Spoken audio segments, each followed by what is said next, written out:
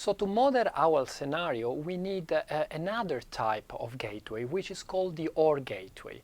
The OR gateway, a diamond marked with a no symbol, is used to create and synchronize n out of m parallel flows, meaning that we have a number of potentially parallel flows, and then we will trigger a subset of these. So specifically, the OR split, also known as inclusive decision, takes one or more branches depending on the conditions in these branches. So like the XOR split, we need to annotate each of these outgoing branches of the OR split with a Boolean condition. And if the condition turns out to be true while we are executing the process instance and we got to the OR split, then the OR split will send a token to that particular branch.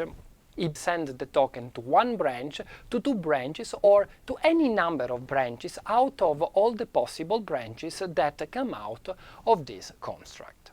The OR join, on the other hand, proceeds when all active incoming branches have completed. So here the keyword is active, meaning those that are currently being performed and eventually will complete.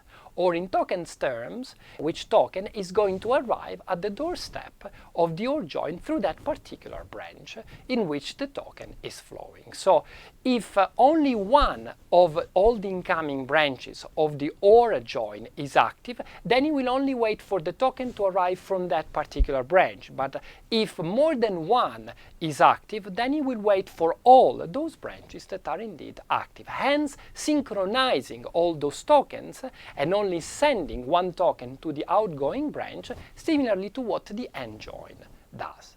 But let's see a concrete use of the OR gateway in the context of our own example, the order distribution process. So we said that this process starts when the order is received, upon which we check the order line items. Now let's assume that the order only contains products that are stored in the Amsterdam warehouse, in which case we will send only one token to the top branch of this OR split, and the activity forward suborder to Amsterdam warehouse will be performed.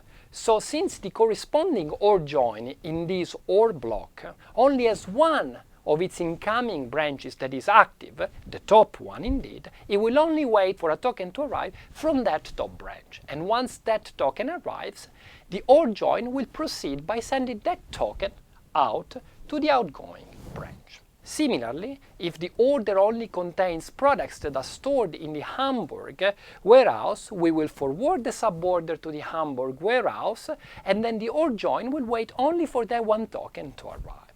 But if, like in this scenario, both conditions can evaluate to true at the same time, meaning that the order contains both products that are in Amsterdam and in Hamburg, then the OR split will generate two tokens, one for each outgoing branch. Hence, the two branches will be performed in parallel. They will be performed independently of each other in any order. So for example, the activity forward suborder to Amsterdam warehouse was faster than activity forward suborder to Hamburg warehouse. But once both tokens have arrived at the doorstep of the OR join, one for each of the parallel branches incoming to the OR join, then the OR join will synchronize these two tokens and send only one token to the outgoing branch. So it will merge the two tokens similarly to what the AND join does, and in our example this means that activity register order will be performed, upon which the order will be completed, hence finishing off the whole instance.